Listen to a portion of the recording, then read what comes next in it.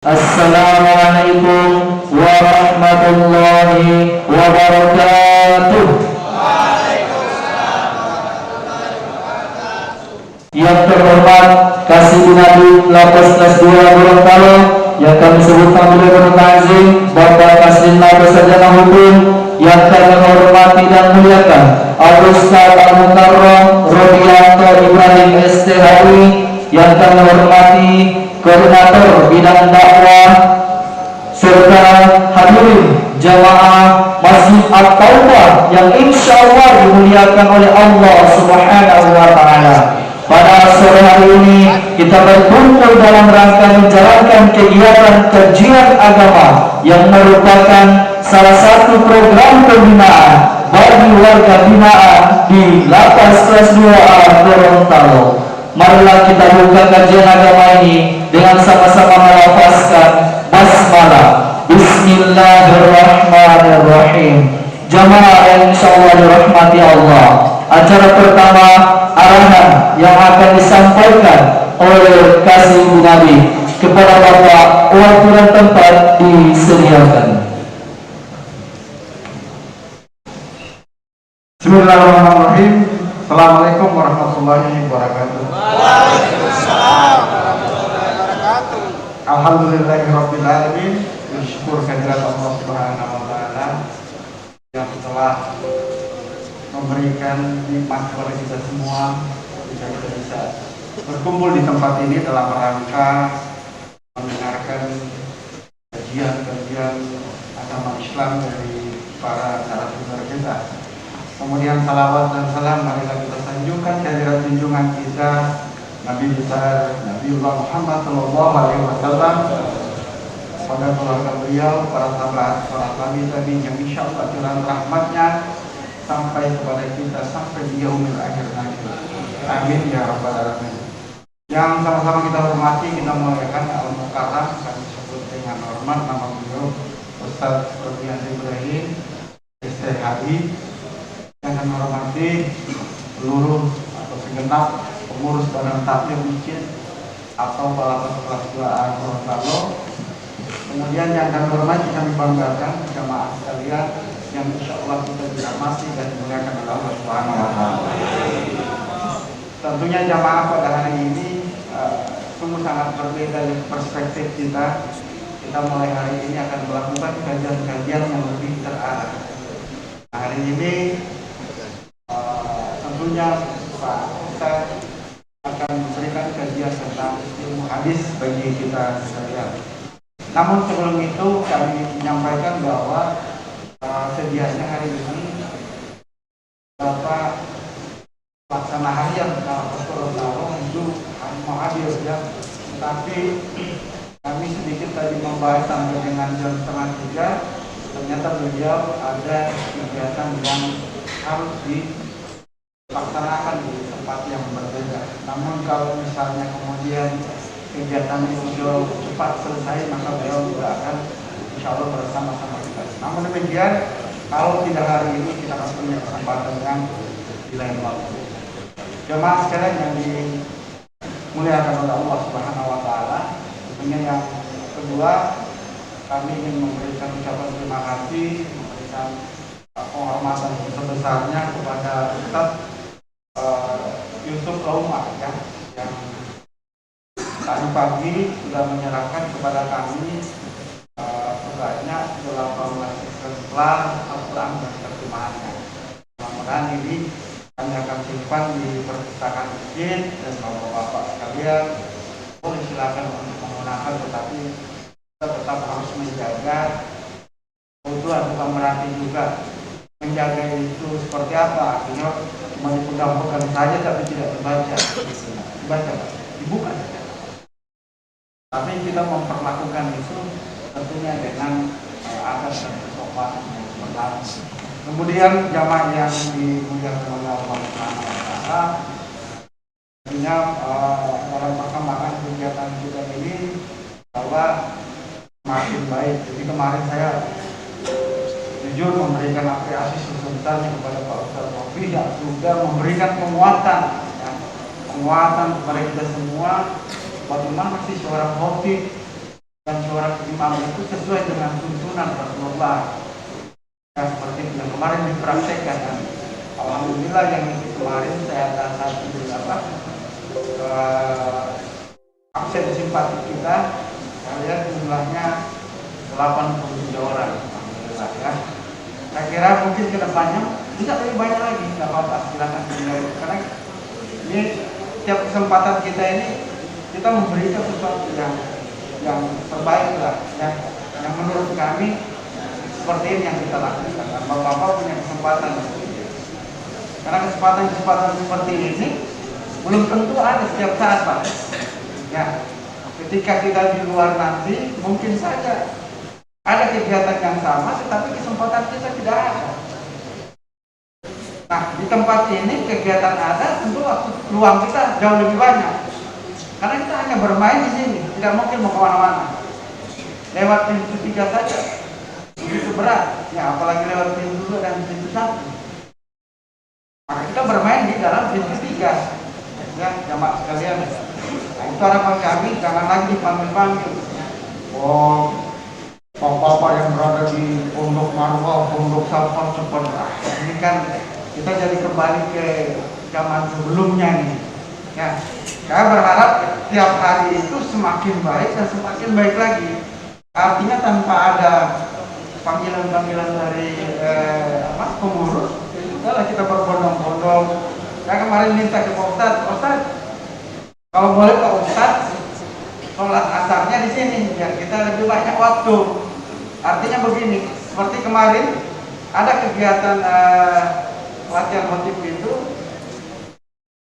ada yang mau bertanya, tapi ragu-ragu bertanya. Akhirnya ketika dibuka pertanyaan ini, itu buka semua, semakin banyak mau bertanya. Tapi saya waktunya kan kita cuma 1 jam saja, ya 1 jam bersama sih, dia ada sosial spiritual. Kalau itu kita tidak nambah-nambah. Jadi waktu kita konsisten 1 jam. Di lain waktu kita akan sambung lagi dengan materi yang materi yang serialnya, tapi masih dalam kajian yang sama. Nah, ini terkait dengan ulumul hadis ya, Pak. Ulumul hadis ini tentunya panjang, bisa dikaji juga bertahun-tahun, ya, karena begitu banyak, ya, begitu luas. Nah, kita juga fokus dulu di mana, cari tahu dulu bagaimana sebenarnya hari. Nanti insya Allah Pak Ustadz yang akan menyampaikan ini sebentar. Bapak-bapak, silakan untuk bertanya, jangan disimpan-simpan, Pak. Karena bertanya di sesama kalangan kita apa, membuat semua menjadi biar. Ya. Kemudian mengarahkan kita ke, bisa saja ke perpecahan, bisa saja ke jurang yang dalam. Ya, karena kita sama-sama tidak mengerti. Pertama-tama tidak mengerti. Kayak macam bapak-bapak atau jamaah sekalian, ketika bertanya tentang Pak, bagaimana sih mau urus pembebasan bersyarat itu, bertanyalah di dalam kamar. Akhirnya informasinya kabur semua, tidak jelas. Karena ketidakjelasan itu akhirnya jadi sesat, Pak. Oh, gini loh, gini. Akhirnya pandangannya menjadi buruk, menjadi pandangan yang tidak baik dengan petugas atau dengan yang lainnya. Karena memang salah ini, dan keliru di dalam, maka tanyakanlah itu kepada yang ahlinya. Ya, kalau kita tanya kepada bukan ahlinya, tinggal menunggu kapan waktunya hancur. Ya, tinggal menunggu kehancuran. Ya Bapak sekalian. Baik, saya akhiri arahan dari kami karena kita lebih fokus ke kajian yang akan disampaikan oleh Al-Mukarram pada hari ini. Terima kasih. Billahi taufiq wal hidayah. Assalamualaikum warahmatullahi wabarakatuh. Waalaikumsalam warahmatullahi wabarakatuh. Sama-sama telah kita dengarkan arahan dari Bapak Kasih Binadi. Semoga dapat kita pahami dan cermati bersama. Amin ya rabbal alamin. Hadirin jemaah Masjid At-Tawbah dan pemirsa yang menyimak siaran live melalui channel YouTube dan Facebook. Selanjutnya kita dengarkan bersama kajian Islami yang akan disampaikan oleh Al-Ustadz Al-Mukarram Robianto Ibrahim STHI. sekaligus dengan dialog tanya jawab. Kepada Pak Ustadz, ulang nomor dipersilakan.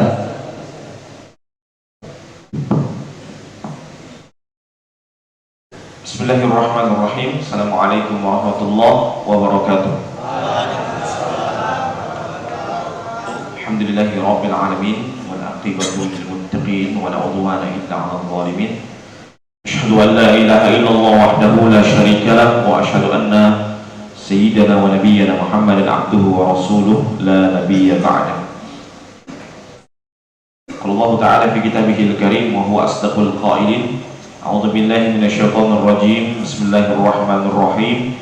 Ya ayyuhalladzina amanu taqullaha haqqa tuqatih wa la tamutunna illa wa antum muslimun wa ba'd. Yang kami hormati Bapak Kasdim, kami hormati seluruh staf yang sempat hadir, juga yang kami hormati seluruh warga binaan semua yang insya Allah dimuliakan oleh Allah Subhanahu wa Ta'ala. Alhamdulillah, kita bersyukur kepada Allah di penghujung dari bulan Syawal ini kita duduk di tempat ini menghadiri majelis ilmu, majelis yang penuh mubarakah. Dan Nabi kita yang mulia sallallahu alaihi wasallam bersabda dalam sebuah hadisnya, "Ma min qaumin jalasu fi baitin min buyutillah yatluna kitaballah wa yatadarasuna fima bainahum illa nazalat alaihimus sakinah wa ghasyahumur rahmah wa haffathumul malaikah wa dzakarahumullahu ta'ala fi man indah." Kata Nabi Muhammad sallallahu alaihi wasallam, tidaklah suatu kaum mereka mempelajari ilmu Allah illa nazalat alaihimus sakinah, kecuali Allah Subhanahu wa Ta'ala akan turunkan kepada mereka ketenangan. Wa ghasyahumur rahmah, dan Allah Subhanahu wa Ta'ala akan memberikan kepada mereka rahmat. Wa haffathumul malaikah, dan dijaga oleh para malaikat. Wa dzakarahumullahu ta'ala fi man indah, dan Allah Subhanahu wa Ta'ala akan senantiasa menyebut-nyebut kepada orang yang duduk di majelis ilmu seperti ini. Hadirin yang dimuliakan oleh Allah, pada kesempatan kali ini insyaallah saya akan membawakan hadis Nabi, tapi sebagai pengantar saya akan menjelaskan dulu apa itu hadis, bagaimana pembagian hadis, ya. Hadis itu adalah apa yang ma'usnida ila Nabi sallallahu alaihi wasallam min qaulin aw fi'lin aw taqririn aw sifatin khuluqiyatin aw khalqiyah. Itu definisi dari hadis. Apa itu hadis? Adalah apa yang disandarkan kepada Nabi Muhammad sallallahu alaihi wasallam min qaulin, berupa perkataan. Jadi kalau perkataan Nabi itu masuk ke hadis. Au fi'lin, atau pekerjaan Nabi yang Nabi lakukan itu juga masuk ke hadis. Au sifatin khuluqiyatin au khalqiyah, atau akhlak Nabi, bagaimana Nabi tidur, bagaimana Nabi beribadah, bagaimana Nabi bersama sesama dengan dia, bagaimana sifat Nabi Muhammad SAW dengan orang yang berbeda akidah dengannya, bagaimana sifat Nabi Muhammad SAW dengan keluarganya, bagaimana sifat akhlak Nabi Muhammad SAW bersama anak-anak kecil, bagaimana seluruh aktivitasnya, itu namanya akhlak dari Nabi Muhammad SAW. Atau sifatin khalqiyah, bagaimana Nabi itu besar tubuh Nabi, bagaimana Nabi tidur, bagaimana Nabi bangun, ya. Nabi bangun kan kata Rasulullah SAW, ya, barang siapa wa man istayqadha min ahadikum min naumihi falyaksilhu yadahu qabla salatan qabla ayyudkhilahu man fi ina'i salatan. Barang siapa di antara kalian yang bangun dari tidur, 3 kali. Kenapa? Sebelum dia berwudu. Kenapa? Kata Nabi Muhammad SAW, fa inna ahadakum la yadri aina batat yaduhu. Karena salah seorang di antara kalian tidak mengetahui di mana tangannya bermalam. Jadi tidak tahu tangan ini masuk ke lubang-lubang mana. Ya. Jadi Nabi ya mengatakan apa? Cuci tangan dulu 3 kali sebelum dia berwudu. Dia bangun dari tidur, mau bangun tidur siang maupun tidur malam, dia cuci tangan dulu 3 kali. Kenapa alasan Nabi? Fa inna ahadakum la yadri aina batat yaduhu. Karena salah seorang di antara kalian tidak mengetahui di mana tangannya bermalam. Jadi dia tidak tahu di tangan ini koid-koid di mana. Ya. Hadirin yang dimuliakan oleh Allah Subhanahu wa taala. Itu pengertian hadis. Nah, sekarang pembagian hadis. Hadis ini terbagi menjadi 3. Ada namanya hadis yang sahih, ada namanya hadis yang hasan, ada namanya hadis yang dhaif. Iya, 3. Itu secara umum. Kalau hadis palsu dia masuk hadis dhaif, hadis yang lemah. Ya. Kalau hadis sahih itu bagaimana? Manuqila bi'adlin dhabit min ghairi syududin wala illah. Ya, mattasala sanaduhu binaqlin 'adilin dhabit min ghairi syududin wala illah. Itu syarat-syarat hadis yang sahih. Yang pertama apa? Mattasala sanaduhu, bersambung sanadnya. Sanad itu maksudnya apa? Dari Nabi sampai ke Imam Bukhari. Itu namanya bersambung sanadnya. Kalau ada yang tak potong-potong, tidak sampai, atau diriwayatkan oleh orang-orang yang berdusta, berbohong, maka hadisnya menjadi diragukan. Hadisnya menjadi hadis yang dhaif, ya. Binaqlin 'adilin dhabit, dengan penukilan yang orang-orang yang adil dan dhabit. Dhabit itu 2. Dhabit itu kuat hafalannya dan kuat tulisannya. Ada orang yang belajar itu cuma DP buku yang jago, DP otak mau keborong, ya. Ada juga DP otak yang kuat, tapi DP tulisan lemah, ya. Macam-macam. Di kalangan para ulama itu ada orang yang memang hebat, seperti Imam Syafi'i. Imam Syafi'i kalau dia baca 2 halaman begini, halaman sebelah harus dia tutup. Kalau tidak tak kopi semua. Ya, itu Imam Syafi'i. Ya, itu Imam Syafi'i. Kan Imam Syafi'i umur 9 tahun beliau sudah hafal Quran. Umur 10 tahun beliau sudah hafal kitab Muwatta Imam Malik. Umur 15 tahun beliau sudah jadi imam besar di tanah suci. Bukan imam besar macam di sini. Ya. Imam besar di tanah suci, so hafal Quran 30 juz, ya, bukan juz 30, tapi 30 juz. Hafal kitab Muwatta Imam Malik, ya, hadisnya tebal-tebal. Kemudian juga sudah umur 15 tahun beliau sudah seorang imam besar dan sudah memberikan fatwa. Itu Imam Syafi'i.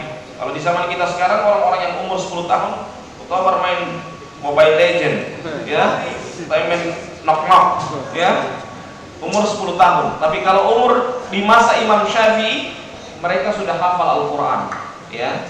Jadi kalau orang yang ikut mazhab Syafi'i, ya, atau ada yang orang yang mencela Imam Syafi'i lebih hebat dari ente dulu, ya. Jadi beda, Imam Syafi'i hafal 10 tahun sudah hafal Al-Quran, ya. Nah, sekarang min ghairi syughulin wa illah, tidak diriwayatkan oleh orang-orang yang bermasalah. Bermasalah ini maksudnya hafalannya buruk, ya, suka berdusta, itu maksudnya. Semua lengkap. Kalau hadis hasan, ya, perbedaannya di mana? Di dhabtin itu. Ada orang yang kuat hafalannya, kuat tulisannya. Nah, kalau di hadis hasan turun sedikit. Dia bagus tulisannya, tapi tidak sekuat hadis sahih. Tapi masih bisa diambil hadis hasan. Tapi kalau hadis dhaif memang ditolak. Sebagian para ulama menolak dan sebagian para ulama menerima. Dengan syarat menerima, dia kalau berkaitan dengan hanya fadhailul amal saja, fadhailul amal, hal-hal berkaitan dengan fadilah amal, ya, tentang bagaimana keutamaan ini agar orang semangat dalam beramal, maka itu termasuk hadis yang lemah yang bisa diambil dan bisa diamalkan hadisnya tersebut. Hadirin yang dimuliakan oleh Allah Subhanahu wa taala. Pada kesempatan kali ini insyaallah saya akan membawakan satu hadis Rasulullah sallallahu alaihi wasallam, hadis yang sangat terkenal. Nabi bersabda dari Abi Hurairah radhiyallahu taala anhu, Rasulullah sallallahu alaihi wasallam bersabda, "Sab'atun yadhilluhumullahu yaumal qiyamati tahta dhilli, yauma la dhilla illa dhilluh." Ada 7 golongan yang mendapatkan naungan pada hari kiamat kelak, tidak ada naungan kecuali naungan Allah Subhanahu wa taala. Di antaranya apa? Sebelum masuk ke isi hadisnya, Abu Hurairah itu bukan nama beliau, itu kunyah beliau. Nama beliau adalah Abdurrahman bin Sakhrin. Itu nama dari Abu Hurairah. Abdurrahman bin Sakhrin. Itu nama dari Abu Hurairah. Abu Hurairah itu maksudnya apa? Hurairah itu artinya kucing. Jadi Abu Hurairah, kenapa dinamakan Abu Hurairah? Karena beliau senang memeluk kucing, sehingga Nabi memanggil dia ya Abahir, wahai bapaknya kucing. Sehingga sampai dengan sekarang dikenal nama beliau dengan Abu Hurairah, ya, bapaknya kucing, karena beliau orang yang sangat senang dengan memeluk kucing, ya, kucing. Hadirin Nabi Muhammad, ini sekarang kita mulai masuk ke hadis Nabi, ya. Sekarang sab'atun yudhilluhumullahu yaumal qiyamah. Ada 7 golongan yang mendapatkan naungan pada hari kiamat kelak. Ya.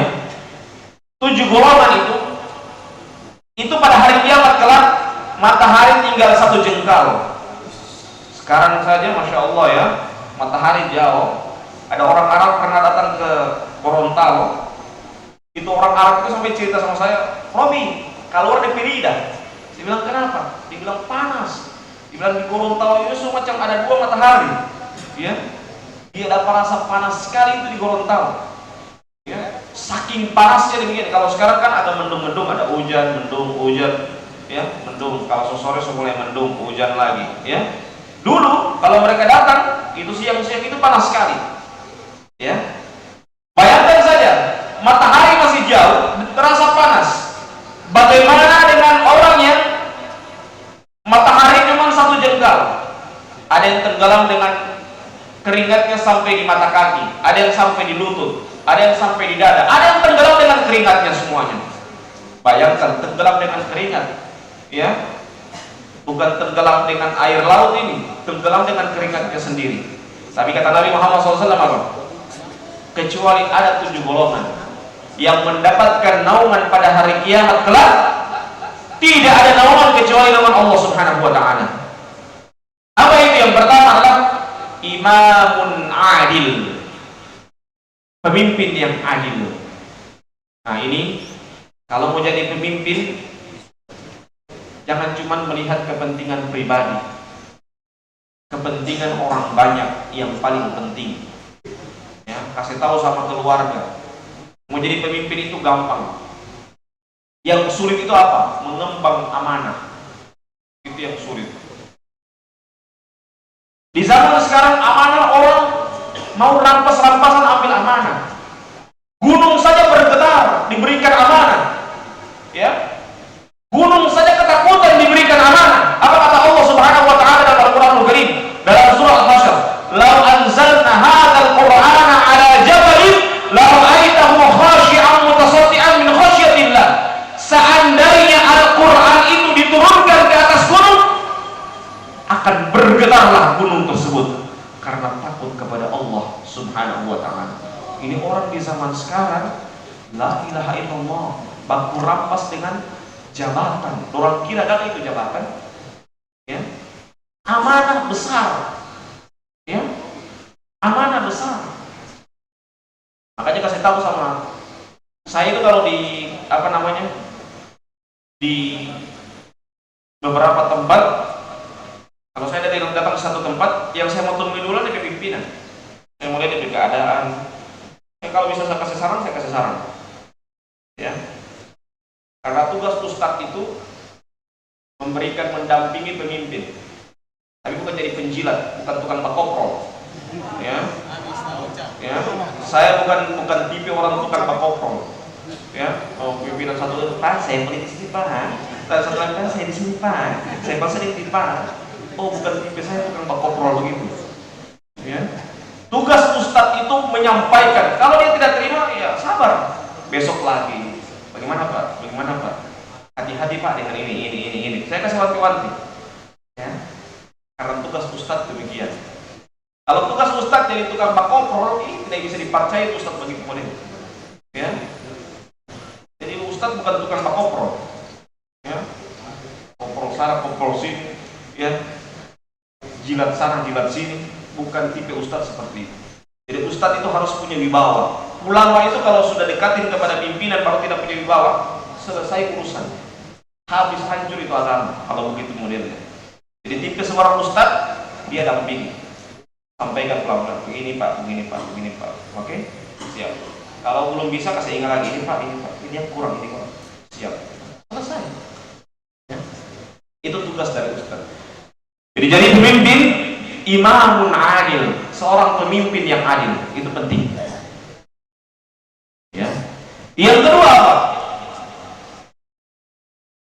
Sebelum masuk yang kedua, kalau kita mendapatkan ada pemimpin yang tidak adil, pemimpin yang zalim kepada rakyatnya, kita pegang perkataan Imam Malik, "Lau kuntu da'watan mustajabah la da'awtu li sultan." Seandainya saya memiliki doa yang mustajab, maka saya doakan kepada pemimpin saya.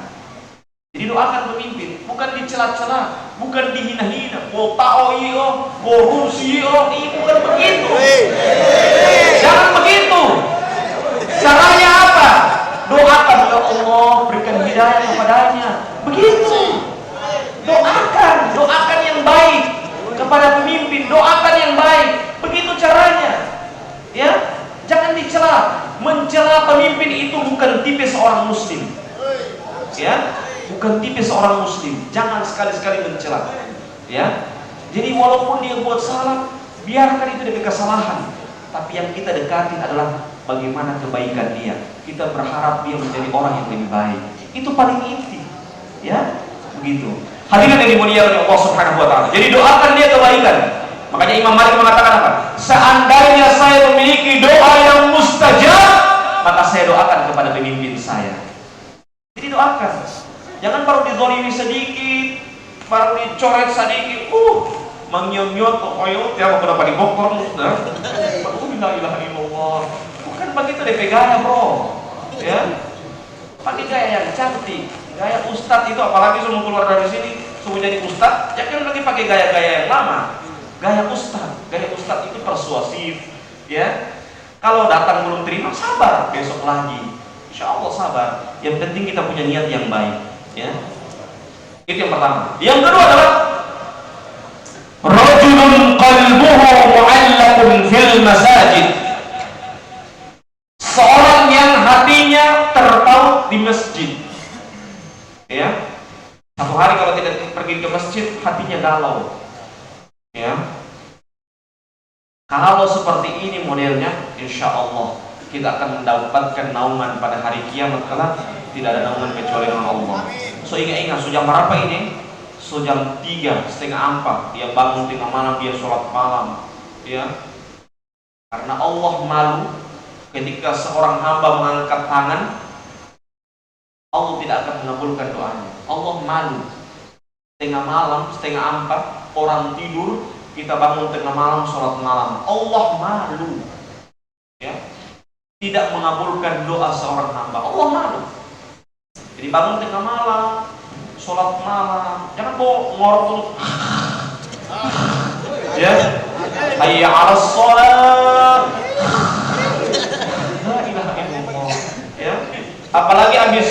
habis apa namanya? Habis salam, assalamualaikum warahmatullahi. Yang lain Allahumma antas salam, yang kalau dia apa? Allahumma antas jalan. Ya, langsung berjalan. Jangan sampai demikian. Ya. Kita apa? Kita berdoa kepada Allah Subhanahu wa taala. Karena kita tidak tahu doa yang mana yang Allah akan kabulkan doa kita. Perbanyak berdoa kepada Allah Subhanahu wa taala. Ya. Jadi seorang yang akan mendapatkan naungan pada hari kiamat kelak, tidak ada naungan kecuali naungan Allah adalah orang yang hatinya senantiasa terpaut di masjid. Ingat itu masjid. Mau sibuk bagaimana orang, jangan lupa itu masjid. Subuh, bangun sholat subuh, ya. Zuhur, sholat zuhur. Asar, sholat asar. Maghrib, sholat maghrib. Isya, sholat isya. Selesai. Baru tidur. Baru lagi, besok lagi demikian. Seterusnya. Itu hidup bahagia. Hidup itu berkah. Kalau sholat itu dijaga, ya, hidup itu bahagia. Kenapa banyak masalah? Belum selesai satu lagi, belum selesai satu. Ada masalah dalam ibadah kita, dalam sholat kita. Pernah ada seorang sahabat Nabi Muhammad SAW, wahai Nabi, saya ini banyak masalah. Apa yang membuat masalah saya ini tidak kunjung selesai? Apa kata Nabi Muhammad SAW? Perbaiki sholatmu. Sholatmu ada yang masalah dalam sholatmu. Jadi kalau ada masalah, walaupun orang di sini, di rumah, bakal lain lagi di rumah, ada yang salah dari ibadah keluarga kita. Perbaiki, telepon. Bagaimana mau pakai telepon? So makan, so tidur. Oh itu, tidak pernah tanya. So sholat, tidak pernah. Tapi apa? So makan, so tidur. Dari mana uang? Oh itu. Nah, sekali-sekali apa? Tanya. So sholat isya, so sholat maghrib. Tanya begitu. Pernahkah kita bertanya begitu? Tidak pernah. Paling kok so makan. Bagaimana ti ade? Ya, kok itu kan kerja. Bagaimana hidup kita mau berkah? Kita mau hidup ini cari keberkahan loh. Kita mau cari harta, cari uang, itu berkah yang kita cari. Bukan banyak. Apalah arti uang yang banyak tapi tidak berkah? Apakah umur kita yang panjang itu kemudian tidak berkah? Apa yang kita mau cari? Yang kita cari itu adalah keberkahan hidup kita. Umur yang panjang, berkah. Harta yang banyak, berkah. Itu yang kita cari. Makanya Nabi Muhammad SAW bersabda apa? Khairun nas man tala umruhu wa hasuna amaluhu. Sebaik-baik manusia apa? Yang panjang umurnya dan bagus amalannya. Jadi kalau panjang umurnya alhamdulillah. Jadi kata Nabi Muhammad SAW apa? A'maru ummati baina sittina wa sab'in. Umur umatku itu antara 60 sampai 70 tahun. Sekarang sama-sama 60, siap-siap ya sama game over. Jadi siap-siapnya bikin apa namanya, bikin surat wasiat supaya tidak bikin saya kepala lagi kepala desa, ya, KPT ya, gara-gara masalah hutang, ya, gara-gara masalah harta. Itu karena apa? Karena tidak ada persiapan yang mantap, ya. Jadi kata Nabi apa? A'mar ummati baina sittina wa sab'in. Umur umatku itu antara 60 sampai 70 tahun. Jadi kalau masuk pintu yang pertama 60, siap-siap jo, ya. Bikin surat wasiat, kalau perlu taruh di bawah bantal, ya, supaya kalau pas game selesai, so ada surat wasiat, aman, ya. Di situ masalahnya. Bentar ya.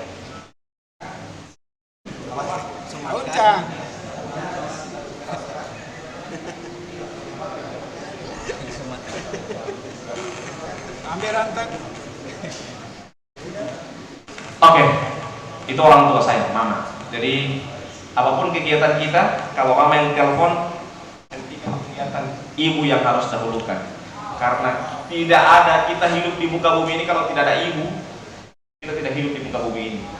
Ya, jadi senakal-nakalnya kita, sesoleh apapun kita, kalau ada ibu, cium tangan. Ya, cium tangan. Karena kita tidak akan hidup di muka bumi ini kalau tanpa ibu, tanpa mama. Ya. Hadirin yang dimuliakan oleh Allah Subhanahu wa taala. Harta mau cari yang banyak itu gampang. Tetapi yang mencari yang berkah itu yang sulit. Ya. Makanya Nabi Muhammad SAW mengatakan dalam sebuah hadisnya apa? La tazulu qadama 'abdin yaumal qiyamah hatta yus'ala an arba'. Tidak akan bergeser kedua kaki seorang hamba sampai dipertanyakan 4 hal. Di antaranya apa? Kata Nabi Muhammad SAW, an malihi min aina kasabahu wa fima anfaqah. Tentang hartanya, dari mana dia dapatkan dan kemana dia salurkan. Dari harta itu 2 hal yang akan dimintakan pertanggungjawaban. Dari mana dan kemana. Ya. Dari mana kadang-kala aman-aman saja, tapi kemana, nah itu masalah. Atau kemananya aman, dari mananya yang kadang-kala bermasalah. Maka 2 hal itu yang harus kita cari-cari bersama, ya. Kita jaga, ya. Insya Allah kalau misalnya kita di sini, ya, alhamdulillah di sini saya lihat kegiatan agamanya jalan bagus, ya.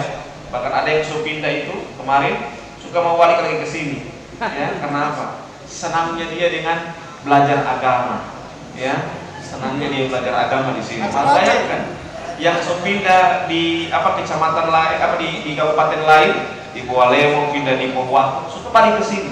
Karena apa? Kegiatan agamanya bagus. Banyak. Ya. Kali ulang. Hadirin yang dimuliakan oleh Allah Subhanahu wa taala. Jadi hati yang tergantung dengan masjid. Jadi hati itu menentukan. Kalau ada orang yang tidak ibadah biasa, mau sholat tidak ngaruh dalam kehidupannya, berarti hatinya bermasalah. Ya. Tapi kalau sholat duhur, jam 1 belum sholat kita ini, berarti ada hatinya masih hidup. Ya. Atau setengah 12 sedikit lagi semua duhur, semua mandi anak, supaya jam 12 siap-siap semua sholat. Berarti hatinya dalam keadaan hidup. Jadi usahakan. Insya Allah di sini kita kembali, memang Insya Allah keluar kamar ini memang jadi ustadz hebat ini nanti. Jadi karena hari-hari terus dengan ceramah, mau puasa dengan tidak puasa, jadi jago. Kemarin saya lihat tadi orang jago-jago khutbah, ya. Insya Allah keluar dari sini so hebat-hebat khutbah, ya. Ketemu dengan saya nanti di dakwah, oh iya ustadz, ya. Yang ustadz yang sering ngisi di lapas. Karena beberapa orang yang waktu itu saya ngisi di lapas Bualemo, karena beliau Pak Kastin di lapas Bualemo, ada yang sudah keluar itu sering ketemu dengan saya di lapangan. Ustaz, Masya Allah, orang tanya saya Pak itu sampai waktu tahu di lapas Bualemo, ya. Hadirin yang dimuliakan Allah Subhanahu wa taala. Yang berikutnya adalah rajulun nasya'a fi ibadatillah. Seseorang yang tumbuh di dalam beribadah kepada Allah. Itu yang saya bilang tadi. Kalau kita terbiasa dengan beribadah, puasa, mutabiyah, ya. Bagaimana mau puasa? Mau puasa mau tohui, ya. Mau puasa mau 3 hari, ya. Lepas tahu deh, pas hari raya, Surian bulan nangis, boleh saya. Mau puasa tohui, wah ya malo. Mau puasa tohui kan mau yono. La ilaha illallah, la haula wala quwwata illa billah. Puasa itu 30 hari, 29 hari. Itu puasa. Puasa tarawih berarti Allahu Akbar. Kalau dia mau puasa tarawih mau tak sambil yo. La ilaha illallah. Wassalam. Ya. Orang yang tumbuh di dalam beribadah kepada Allah Subhanahu wa taala, itu yang paling penting. Kehidupannya tidak putus dengan beribadah, baik ibadah yang wajib maupun ibadah yang sunnah. Dia bangga, ya, dia bangga. Tetapi ingat, hadirin yang dimuliakan oleh Allah, kita rajin beribadah bukan membuat kita sombong. Allah lebih dekat dengan orang yang bersalah, tetapi dia takut kepada Allah dibanding orang yang taat kepada Allah tapi dia sombong. Ya. Jadi kita semakin dekat kepada Allah, semakin kita taat kepada Allah, jangan membuat kita sombong. Kita semakin dekat kepada Allah, semakin beribadah kepada Allah, kita semakin merasa butuh kepada Allah Subhanahu wa taala. Ya. Anda tahu bagaimana itu iblis? Iblis itu adalah makhluk yang paling sombong. Ya. Ketika Allah Subhanahu wa taala memerintahkan kepada iblis untuk sujud kepada Adam. Wa idh qala rabbuka lil malaikati isjudu li Adam fasajadu illa iblisa aba wastakbar wa kana minal kafirin. Ketika Allah Subhanahu wa taala memerintahkan kepada malaikat untuk sujud kepada Adam, malaikat semua sujud kecuali apa? Iblis. Kenapa iblis tidak mau sujud? Karena dua alasannya. Aba wastakbar, karena enggan dan sombong. Jadi kalau ada orang yang enggan, ada yang sombong, itu sifat iblis. Jadi jangan sombong. Apa perkataan iblis ketika Allah Subhanahu wa taala memerintahkan kepada malaikat untuk sujud kepada Adam? Apa kata iblis? Ana khairum minhu, khalaqtani min nar wa khalaqtahu min tin. Saya lebih baik daripada Adam. Dia diciptakan dari tangan, sedangkan saya diciptakan dari api. Dia merasa sombong. Ya, itu sifat iblis. Laknatullahi alaih. Mungkin ini saja bisa saya sampaikan pada sore hari ini. Insya Allah kita akan lanjutkan pada pertemuan berikutnya, dan sebagaimana biasa kita lanjutkan dengan tanya jawab, ya. Karena baru 2 poin itu, karena ada 7. Insya Allah kita ketemu dengan pertemuan berikutnya, dan sebagaimana biasa Pak Amrik bilang tadi ada tanya jawab, dan insya Allah kita masuk dengan tanya jawab. Wallahu a'lam bishawab. Assalamualaikum warahmatullahi wabarakatuh. Waalaikumsalam warahmatullahi wabarakatuh. Baik hadirin jemaah yang dirahmati Allah, untuk itu ada beberapa hal yang kurang paham, kami persilakan kepada para jemaah untuk bertanya. Dipersilakan ya Kambah, silakan.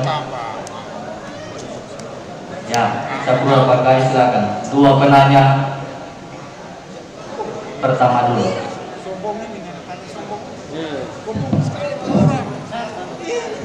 Assalamualaikum warahmatullahi wabarakatuh. Terima kasih Ustaz, langsung saja. Ada sebuah hadis yang mengatakan bahwa sesungguhnya tidur itu adalah sebagai ibadah. Dan ada juga yang menyatakan Ustaz bahwa hadis ini adalah hadis yang palsu. Jadi tolong diluruskan Ustaz, tidur yang bagaimana itu ibadah, dan apakah hadisnya ini hadis sahih atau hadis palsu Ustaz. Terus yang kedua, saya pernah mendengar kajian bahwa sesungguhnya mengenal Allah itu lebih baik daripada kita sholat sunnah 1000 kali.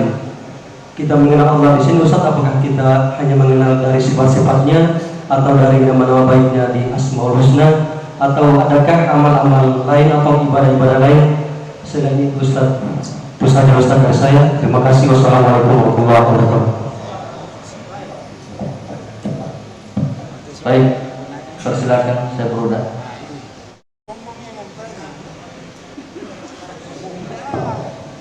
Assalamualaikum warahmatullahi wabarakatuh. Terima kasih atas kesempatan memberikan.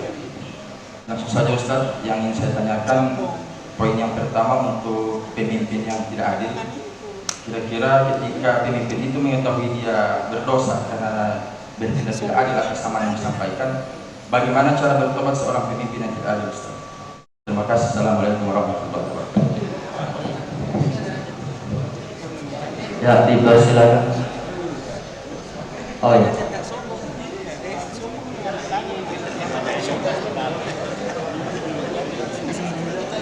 Bismillahirrahmanirrahim. Assalamualaikum warahmatullahi wabarakatuh. Pertanyaan saya Ustaz, dalam hadis Sarul umuri muhdatsat duha wa kullu muhdatsatin bid'ah wa kullu bid'atin dalalah wa kullu dalalah finnar. Yang saya pertanyakan Ustaz, bagaimana orang yang mengamalkan yang dianggap baik tapi menurut Rasulullah itu mengada-ngada atau bidah? Terima kasih. Billahi fisabilil haq wastabiqul khairat. Assalamualaikum warahmatullahi wabarakatuh. Baik, kepada Pak Ustaz dipersilakan. Iya. Yang pertama, Tidur. iya, tidur. Hadisnya dhaif. Memang hadisnya dhaif, tetapi ada tidur yang disunnahkan. Kenapa dia dhaif? Karena bertentangan dengan hadis yang sahih. Ya. Tidur siang itu sunnah. Ya. Tidur siang itu sunnah karena syaitan tidak tidur siang. Ya. Tidur qailullah itu sunnah. Qailullah itu jam setengah 11, jam 11, tapi sampai zuhur ya. Jangan tak tidur terus nanti bangun kamar jam 2, bukan itu maksudnya. Ya. Jam 10, setengah 11, jam 12 dia sosiap di masjid. Itu namanya qailullah. Qailullah itu artinya qolil, dari kata qolil, sedikit. Tidur saja sedikit, yang penting kau so tarbang, so selesai, so hilang, so pula sedikit, bangun kamar langsung berwudu, itu namanya qailullah. Ya. Itu namanya tidur qailullah. Itu sunnah. Ya. Jadi hadis dhaif memang dhaif. Kenapa dia dhaif? Karena bertentangan dengan hadis-hadis yang lain yang sahih. Ciri-ciri hadis dhaif itu begitu. Bertentangan dengan akal yang sehat, yang kedua bertentangan dengan hadis yang sahih. Ya, itu namanya hadis yang dhaif. Allahu a'lam bishawab. Yang kedua,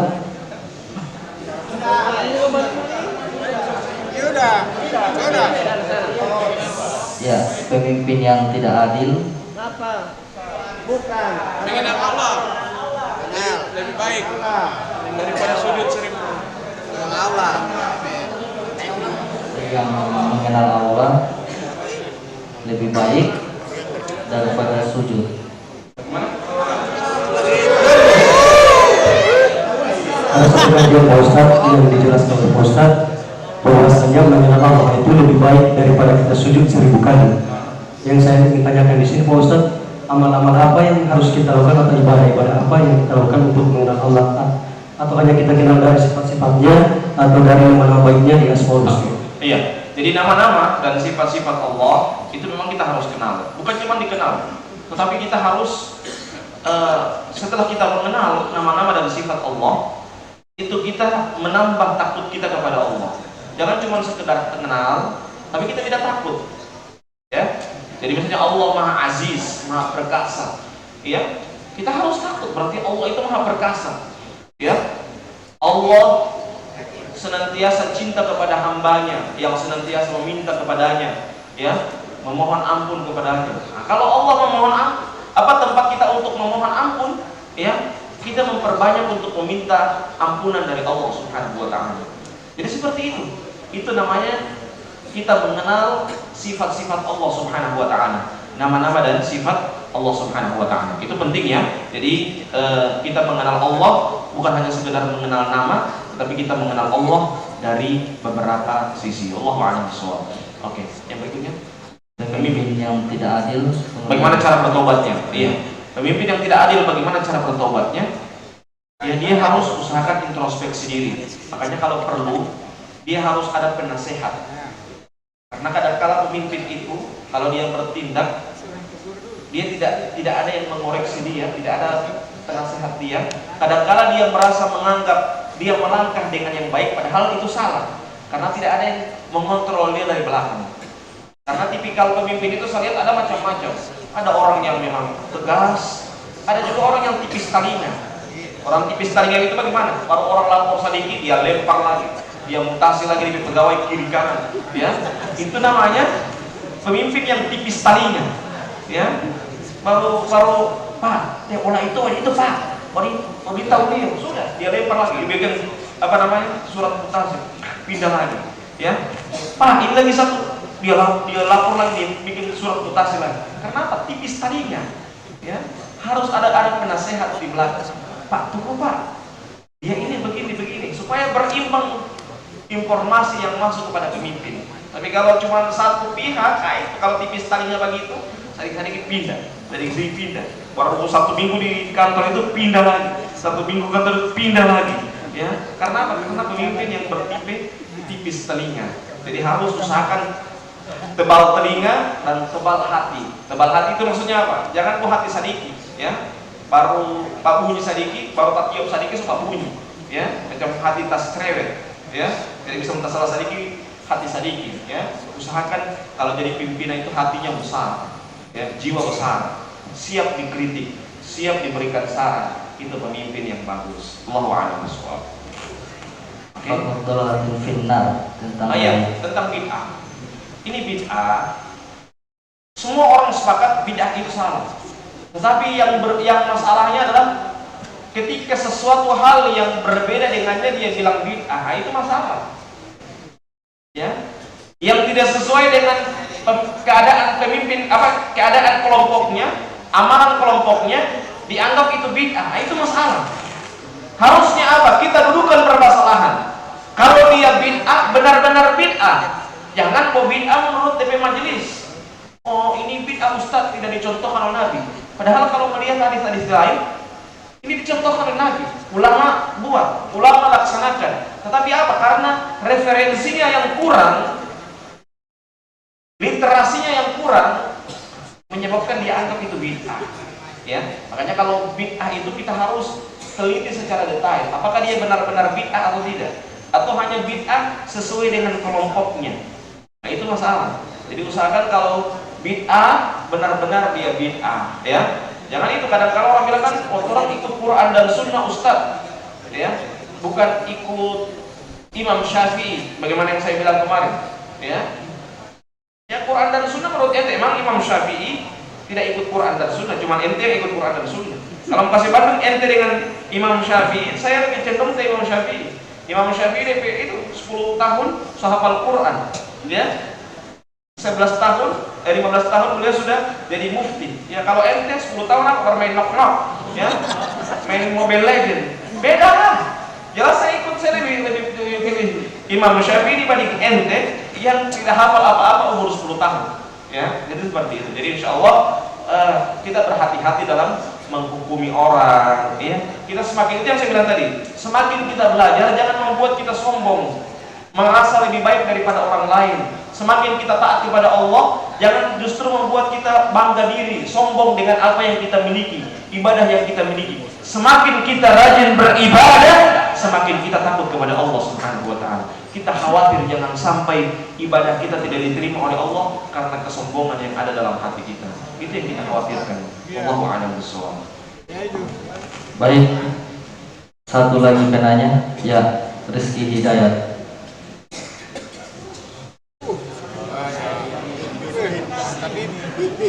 Mantap, menaik istri. Ya, terima kasih. Assalamualaikum warahmatullahi wabarakatuh. Menyinggung tadi soal sholat Ustaz, bahwa di mana tadi Ustaz mengatakan bahwa ketika masalahmu tidak selesai maka sholat, perbaikilah sholatmu. Dan kita tahu bersama di mana surat Al-Baqarah ayat 154 yang berbunyi, hai orang-orang beriman, minta tolonglah kepada Allah dengan sabar dan sholat. Nah, kita di sini sudah sabar, sholat fardu sudah dilaksanakan, sholat sunnah sudah dilaksanakan, semuanya sudah dilaksanakan. Nah, apakah ada sholat khusus? Apakah ada sholat khusus yang harus dikerjakan? Itu Ustaz. Apa ada sholat lain? Sedangkan kita sudah mengerjakan sholat fardu, sholat sunnah, tapi masih ada yang sabar. Selain sabar dan sholat Ustaz, mengenai sholat Ustaz. Ya, silakan. Iya. Mengenai sholat dan sabar, kenapa sholat dengan sabar ini yang Allah tekankan? Kata lanjutan ayatnya apa? Wa innaha lakabiratun illa 'alal khashiyin. Hal itu hal yang berat kecuali kepada siapa? Yang merasa ringan siapa? Orang-orang yang takut kepada Allah. Jadi kalau sholat itu kita introspeksi dulu sholat. Kita sholat ini tujuannya apa? Kita sholat ini apakah kita sholat hanya karena gugur kewajiban atau itu sebuah kebutuhan? Gitu. Kalau kita sholat itu hanya sekedar gugur kewajiban, nah itu masalah. Berarti kita tidak ikhlas. Hanya seakan-akan sholat itu menjadi beban. Ya, usahakan sholat itu menjadi kebutuhan kita. Kayak kita makan, tidak makan pasti kita cari makan toh, karena itu kebutuhan. Begitu juga sholat. Sholat sabar itu adalah ibadah hati. Kalau orang tidak sholat, hatinya bisa jadi kurus, bisa jadi badannya yang gemuk, tapi hatinya kurus, hatinya gersang. Karena apa? Karena tidak beribadah kepada Allah Subhanahu wa taala. Ya, tidak rajin sabar. Sabar itu sebagaimana kata para ulama mengatakan apa? Inna sabra murrun fi madaqatihi walakinna awaqibahu ahalla minal asal. Sesungguhnya sabar itu pahit rasanya, walakinna awaqibahu ahalla minal asal. Akan tetapi balasannya lebih manis daripada madu. Ya. Jadi kalau kita mau sabar, jangan bilang iya kita sabar-sabarkan itu Ustaz kan. Ya, tapi saya tidak pernah lupa, ya. Makanya dalam bahasa Arab itu memberikan maaf itu dua. Ada namanya al-afu, ada namanya as-safu. Kalau al-afu itu apa? Kita maafkan ente, tapi kita tidak pernah lupa. Itu namanya al-afu. Ada namanya as-safu. As-safu itu apa? Saya maafkan ente, memang seakan-akan tidak ada masalah. Ya, itu namanya as-safu. Memang benar sebagaimana kata para pujangga, mencabut paku itu mudah, tetapi menghilangkan bekas itu yang sulit. Memberikan maaf itu mudah, tetapi menghilangkan bekas di dalam hati itu yang sulit. Allahu a'lam bishawab.